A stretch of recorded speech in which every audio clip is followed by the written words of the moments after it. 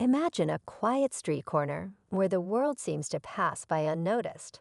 A man sits, his clothes worn, his face etched with years of hardship. A beggar, some might say, but to a group of stray dogs, he's much more than that. Every single day, without fail, these dogs make their way to him. It's not for food, not for shelter, but for something far more profound. At first glance, it might seem like a small, heartwarming moment, but the truth behind their connection is anything but ordinary. Who is this man? Why do these stray dogs, who could wander anywhere, choose to come to him? As the days turn into weeks, the bond between them grows stronger, and those who pass by start to notice. Some dismiss it as a strange coincidence, others stop to watch, captivated by the quiet interaction. But what they discover when they dig deeper leaves them stunned and challenges everything they thought they knew about compassion and loyalty. This isn't just a story about a beggar and a few stray dogs. It's a story about the power of kindness, about unspoken connections that transcend words. And it's a story that will make you question how much we truly understand about the animals around us. Stay with us as we unravel the truth behind this extraordinary bond. As people began to take notice of the daily visits, whispers spread around the neighborhood. Some thought the beggar must be feeding the dog scraps, while others believed there was something deeper at play. Despite the growing curiosity, the man remained quiet, keeping to himself. He never shooed the dogs away, nor did he draw attention to their presence. He simply sat there, day after day, offering them nothing but a gentle smile and an occasional pat on the head. A local shopkeeper, intrigued by the unusual bond, decided to watch more closely. What he saw left him puzzled. The dogs didn't just sit by the man. They surrounded him protectively, almost as if they were guarding something. They didn't beg for food or bark for attention. They seemed calm, content, and oddly at peace in his presence. It was as though they shared an unspoken understanding with him, something no one else could quite grasp. When a journalist heard about the unusual scene, she decided to investigate further. She spoke to people in the area, gathering bits and pieces of the man's story. Some said he had been living on the streets for years. Others claimed he once had a family but lost everything. Yet no one could explain the connection he had with these stray dogs. The journalist decided to approach the man herself, hoping to uncover the truth. But when she finally spoke to him, his words revealed something so unexpected that it would change how everyone saw him, and the dogs, forever. When the journalist asked why the dogs came to him, the man hesitated, his eyes flickering with something between sorrow and gratitude. "They see me," he finally said, his voice soft but steady. "Not just a man sitting here. They see what others overlook." His answer only deepened the mystery. What could these stray dogs possibly see in him that no one else could? Determined to learn more, the journalist dug into the man's past.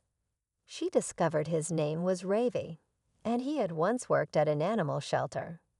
He had devoted years to caring for abandoned animals, nursing them back to health and finding them homes. But after a series of personal tragedies, a fire that destroyed the shelter, followed by the loss of his wife, Ravi found himself on the streets, with nothing left but memories. As the journalist pieced his story together, she noticed a pattern. Many of the dogs that visited Ravi bore marks of past injuries or scars, as if they had once been through their own struggles.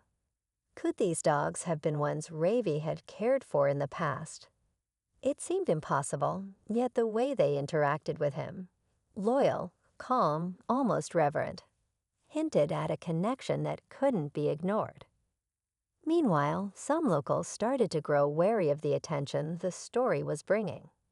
"It's just dogs and a homeless man," one shopkeeper muttered, shaking his head. But others began leaving food and blankets for Ravi and the dogs, touched by the bond they didn't fully understand. As the days passed, the line between the stray dogs and the people watching them began to blur, raising a deeper question. Who is saving whom in this quiet, extraordinary story? One evening, just as the sun dipped below the horizon, a sudden commotion startled the quiet street.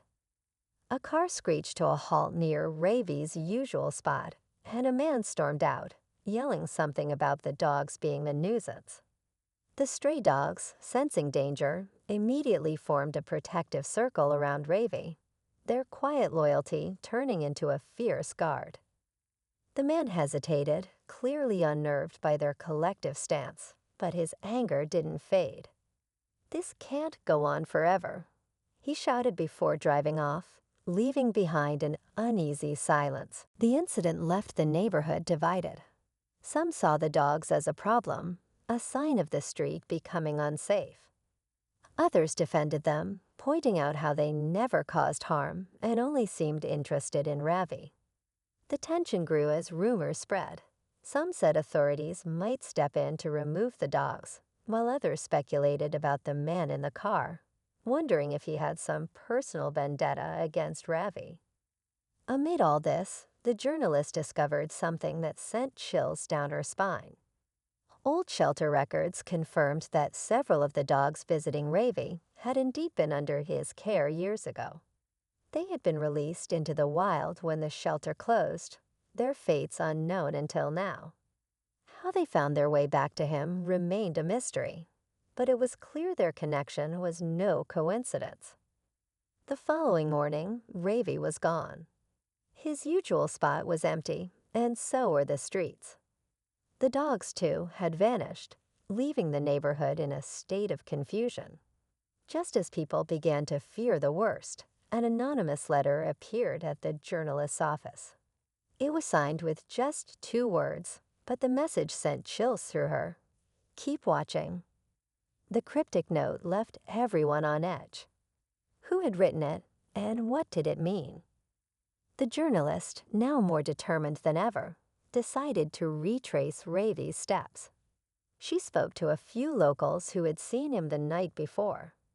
One vendor mentioned seeing Ravi walking toward an old abandoned warehouse on the outskirts of town, the stray dogs following closely behind. It was strange, the vendor said. He looked purposeful, like he was going somewhere important. The warehouse, long forgotten by most, had once been part of a small factory. It was known as a place where stray animals often gathered, seeking shelter. The journalist hesitated but decided to go there herself. As she approached, she noticed faint paw prints in the dusty ground, leading to a rusted door slightly ajar. She pushed it open, her heart pounding. Inside, the scene was surreal. The stray dogs were all there, quietly lying in a circle, their eyes fixed on something, or someone, at the center. It was Ravi. He sat cross-legged on the floor, surrounded by worn blankets, empty cans, and a few candles casting flickering shadows. But there was something unusual about his demeanor. He wasn't the quiet, solemn man she had seen before. He looked calm but intensely focused, as if he were waiting for something or someone. Before the journalist could step closer, a deep growl echoed from the shadows. A massive, scarred dog emerged, its eyes sharp and unyielding. It wasn't one of the regular strays.